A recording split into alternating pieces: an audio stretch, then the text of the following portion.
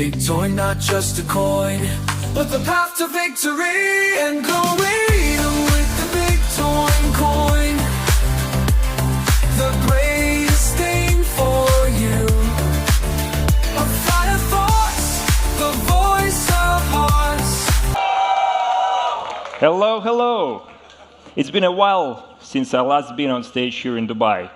More than a year has passed since then, and a lot has happened, right? Telegram has crossed 1 billion monthly active users. That's a big one.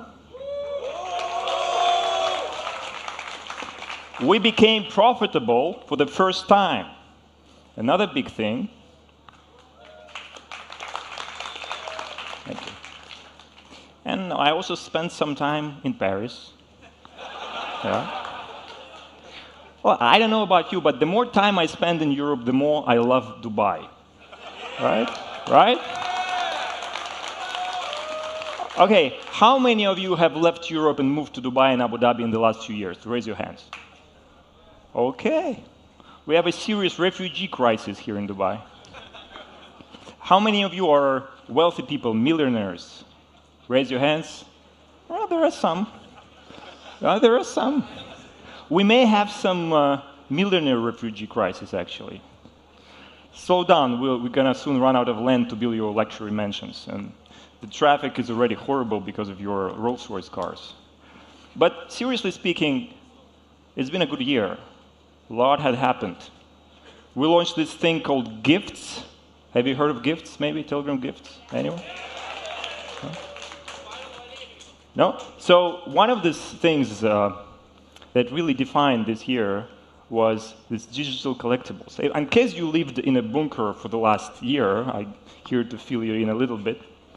Digital collectibles so deeply integrated in Telegram that they have social relevance for the first time since the creation of NFTs.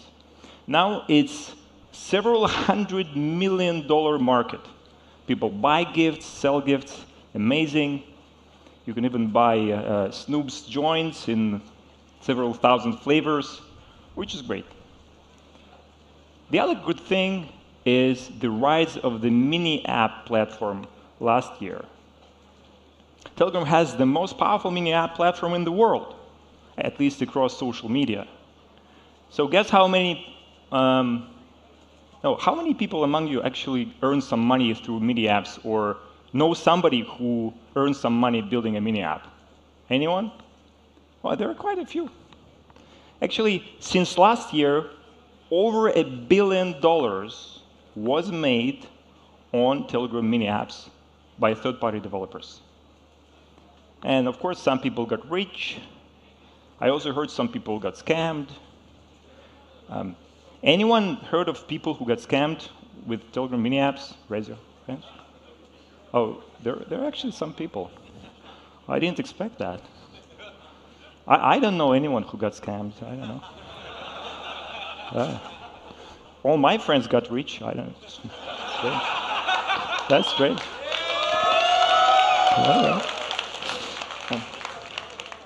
And of course, this mini app and chatbot craze continues. We have plenty of AI bots on Telegram, AI-powered bots. This is a new trend. And of course, Telegram is the most natural way to interact with AI, right? Because how do you interact with ChatGPTs and Groks and all these other services? Through a chat-based interface. What's the best messaging app platform in the world? It's Telegram. Which messaging platform has the most powerful chatbot API? It's Telegram. So it's only natural that we see more and more of this stuff going on. However, there's a problem. And the problem is, most of these services still depend on centralized AI services providers to give you the features that you need. And the centralized providers, they can collect your data, they can use your data to train the models, they can profile you, they can manipulate you, they can do all kinds of stuff in the future. And some of them are doing it today. We learned it and understood it very clearly a few months ago when we were planning to build an integration with a centralized AI provider. And we said, okay, wouldn't it be cool if our users would be able to summarize a document they received? Or, for example, if they could summarize the unread messages. And a lot of users voiced their concern, and they said, no, we don't want our private messages, we don't want our private documents to be uploaded somewhere to a third party that will be doing who knows what with this data. So we realized the world needs a decentralized approach to AI. A world where AI belongs not to corporations or governments, but to the people. That's why we rolled up our sleeves and started to work on something big in the intersection of blockchain, AI, and social media. So we decided to build a decentralized network for AI features, for AI compute. We've thought for a while, how do we name it even, right? One of the first ideas was Private Artificial Intelligence Network, abbreviated as PAIN. Right? Yeah, it would have been cool, but I imagine myself coming out to you today and saying, welcome to the world of pain. It seemed a bit off, right? So I kept thinking, and came up with a better naming. Or maybe worse, it's up to you to decide. It will be called Confidential Compute Open Network, or abbreviated as Cocoon. That's serious. That's serious. Are there many Russian speakers here among the audience? Okay. All right. Good. Good. We're going to have a good meme competition for this one. I'm even afraid to imagine how you guys would read Cocoon in Russian. Will it be Cocoon or Sassoon? I don't even want to think about it. So, but you're welcome. You're welcome. We're expecting the memes. The memes should keep coming. So this thing is pretty straightforward. It's a decentralized network built on top of Ton, where owners of hardware could make their GPUs available for everybody, for the network, for the developers, for Telegram, for the mini apps, and be rewarded with Ton as an exchange. So the app developers would get access to really low-cost AI compute as a result of this. And this is great, because the whole thing will be transparent, it will be fully governed by free market dynamics, the price will fluctuate at every given moment, it will be the best price possible, as long as we get the critical mass of developers and of hardware providers, which something tells me we're about to get. The best part of it is completely private, completely confidential, so that users get to rely and enjoy their favorite AI features, such as document summarization or message drafting, without having to give up their private data, their personal information. And that's great. And of course, Telegram will be the first major customer of this network and will be the biggest promoter. We will promote the hell out of it. So this is ready, the technology is there. All we need is to accept some applications from hardware providers and from app developers, and then we launch. In November, it's the launch day.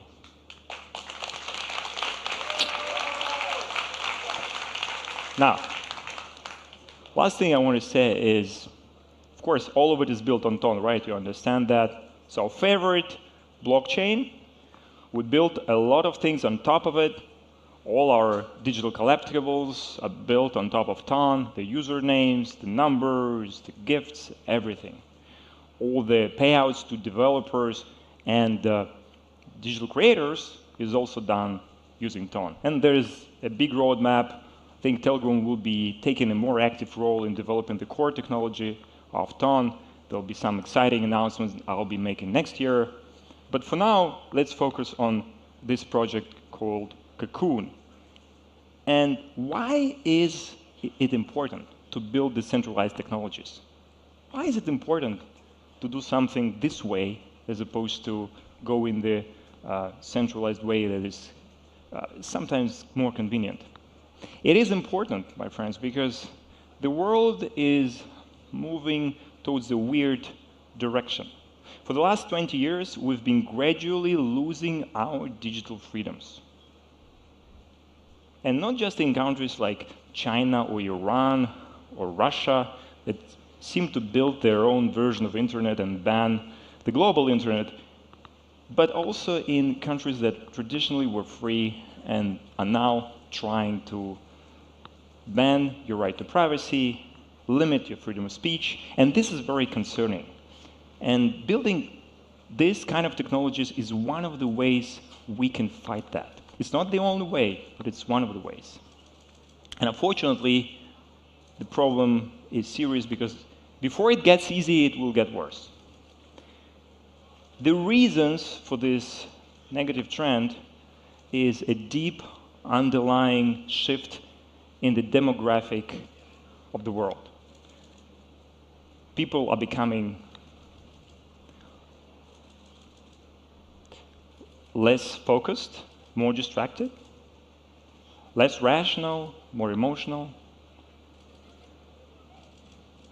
They become less brave, more scared.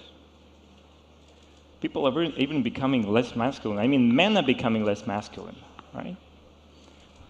In the last 50 years, the average level of testosterone decreased by 35% in Western men. The level of sperm count decreased 55% in the West. Right? The situation got so serious, I had to donate some sperm. Absolutely. That's a big problem. And you know when things are serious when you have to ask a computer geek to donate some sperm. You know, this is not the right place you want to be as a civilization.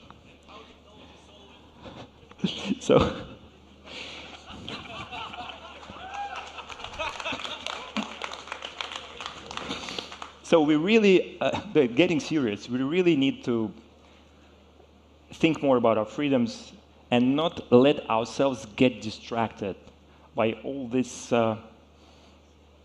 completely irrelevant news. Because, see, they're always trying to make us distracted. They want to divide us into teams, support this political party, that party in the conflict, that football team, and we fight with each other while our freedoms are being silently, gradually taken away, year by year. This is what's going on.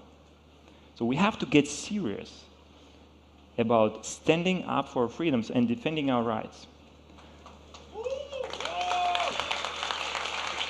We have to. No, we have to. So, before I leave, let's all stand up. Let's stand up for our rights, for our freedom. This is a moment when we stand up for our freedom. Thanks.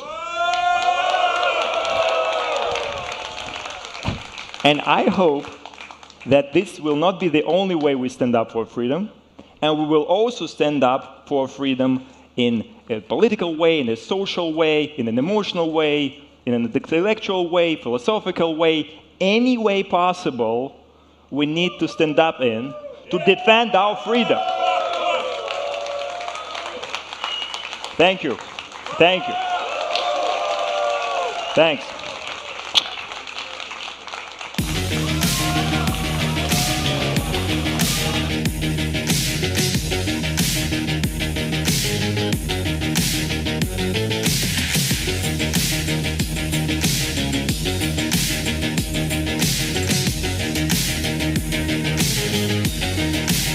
Coin.